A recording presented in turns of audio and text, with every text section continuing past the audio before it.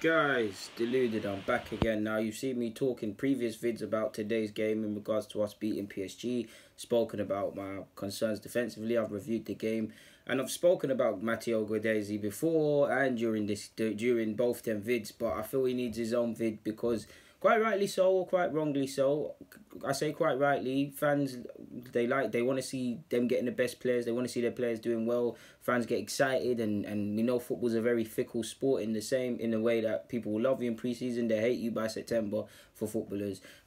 Every footballing expert and genius that said Guendouzi who questioned why Arsenal were signing him, apart from Deluded Guna, you guys know that watch the thing. I've now gone from saying that to, Barcelona missed out on him, this club missed out on him, he looks like a gem and stuff like that, which is quite right, but it just shows how fickle football is and how people don't like to just admit if they don't know something, innit? But like I've told you before, quite rightly so, he stormed it today, he bossed it against PSG, short passing, long passing, link-up play with Ozil, balls over the top for Aubameyang, positions to get off the centre-halves and stuff, recycled possession and kept it safe when he needed to. That was all great. But we need to be very careful with the claims people are doing and things like that. Me, myself, I'm getting gassed off him as well. But we need to be careful purely because he's a young man. He's doing quite well in the chances given to him, quite rightly so, by Emery, and he's been showing he's been matching the faith shown in him by putting in good performances. Damn, that's all it is. But he's still a young man. He hasn't played that many senior appearances. He's joining a new league, which will be faster than today against PSG odds that he's played for us, like against Bournemouth and Atletico. They'll be onto him. With all due respect, and again, clearly I love the man and I've got a big appreciation for his talents, but anyone can play more or less when you've got that amount of time on the ball, more or less. And not just for him, how much space did all of them players have because people are not fully fit and there's nothing really to play for. When you're playing against sides away from home that are being aggressive, that are on your first touch, that are outnumbering you, out of position, which being an Arsenal player and the rest of the top six sides does happen. Look, I guarantee you, like you saw with Mahrez after his sixth season, Salah is going to be heavily marked, for example, next year. So there's going to be less space. That's where you want to see where a man can ball. Where people are on top of you, people are hacking at your knees, there's two men onto you, there's not really any space, where you need to make quick decisions.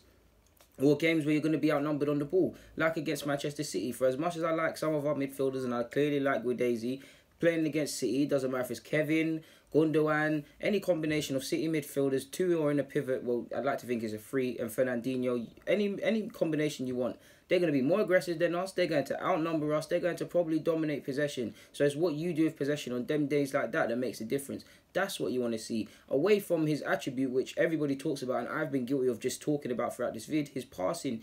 There's other works of being a defender. I mean, a midfielder, defensively specifically. I like that he covered Bellerin, but he still needs to improve in that aspect. At times, 50-50s, he's not, probably for me, he's not won enough in the games I've seen, if I'm being cynical of his.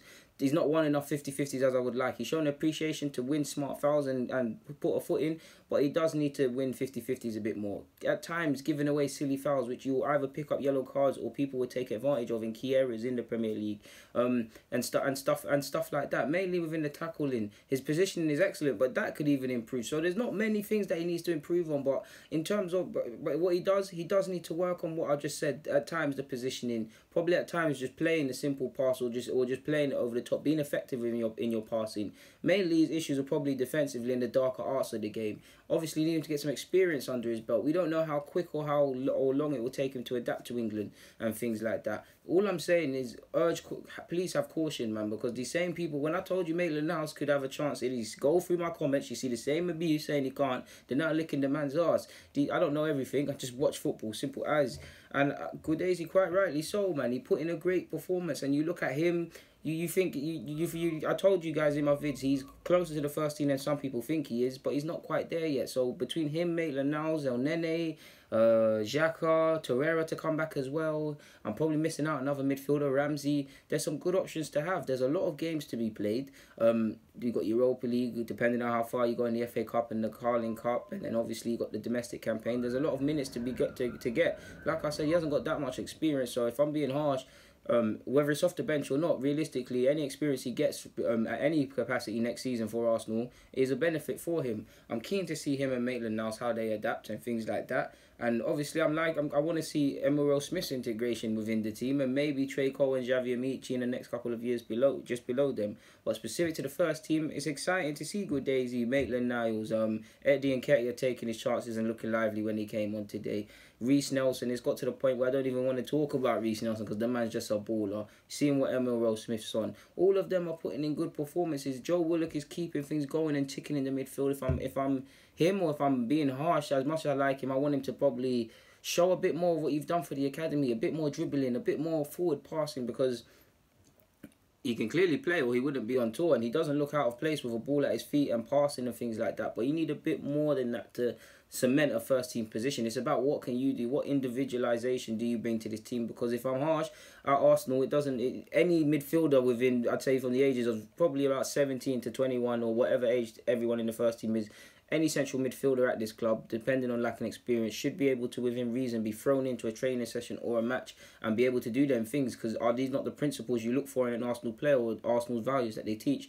Technique, movement, eyes for a pass. These are all things that have actually helped shape my bias when I'm looking for players. And ironically, Guendouzi, Torreira, Yashin Adli, and many of these players, even Nabil Ali Alawi, I can't remember his first name, pardon me. A lot of these players you're now seeing ironically linked to Arsenal, so clearly I must be saying something right in that regards. But yeah, people, man, let's praise Guendouzi, let's support him, but he's going to have bad games as well. You need to acknowledge that he's still looking for consistency in his game. He hasn't played that many senior appearances.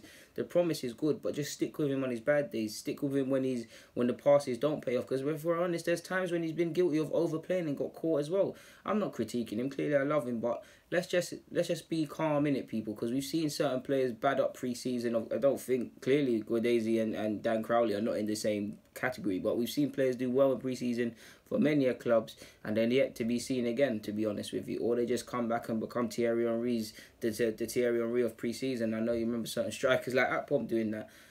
Yeah, man. Guys, deluded, get in the comments, subscribe and do the rest. There's nothing more to be said on that front, man. Yeah, I'm out, man. Enjoy the rest of your day.